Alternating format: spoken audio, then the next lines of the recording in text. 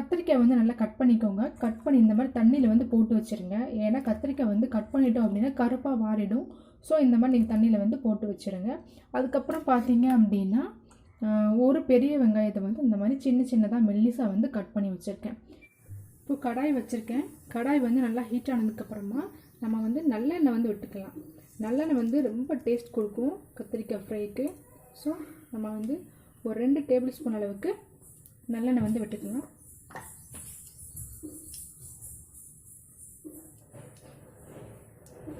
எண்ணெய் வந்து நல்லா ஹீட் ஆனதுக்கப்புறமா கடுகு அண்டு உளுந்து பருப்பு சேர்த்துருக்கேன். அது நல்லா பொரிஞ்சு வரணும்.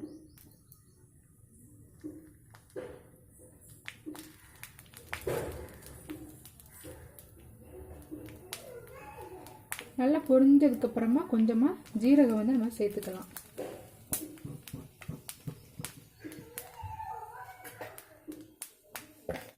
ஜீரகம் நல்லா பொரிஞ்சதும் ஒரே ஒரு வத்தலை மட்டும் நம்ம கிள்ளி போட்டுக்கலாம்.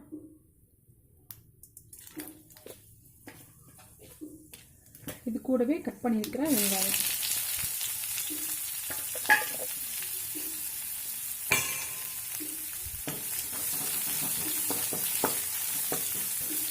வெங்காயம் வந்து நல்லா வதங்கணும்.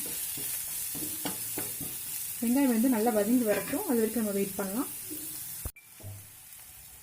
வெங்காயம் வந்து இப்போ நல்லா வதங்கி வந்திருக்கு. இது கூட நம்ம கத்திரிக்காய் வந்து சேர்த்துக்கலாம். நல்லா தண்ணி இல்லாமல் வடிகட்டி சேர்த்துக்கோங்க.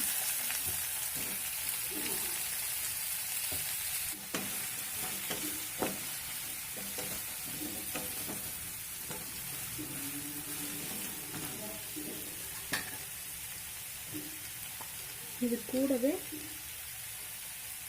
உப்பு,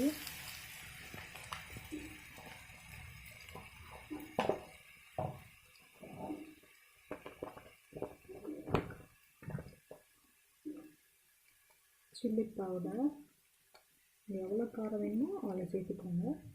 டீஸ்பூன் அளவுக்கு மஞ்சள் தூள் சேர்த்துக்கலாம். சேர்த்துட்டு நல்லா கலந்து விட்டுருங்க. மஞ்சள் தூள், மிளகாய் தூள் எல்லாம் சேர்ந்து நல்லா மிங்கிள் ஆனதுக்கப்புறமா நம்ம க்ளோஸ் பண்ணி வச்சுட்டு இடையில வந்து ஓப்பன் பண்ணி நல்லா கிளறணுங்க. அடி பிடிச்சிடக்கூடாது. ஏன்னா நம்ம வந்து தண்ணி எதுவுமே ஆட் பண்ண போகிறது கிடையாது.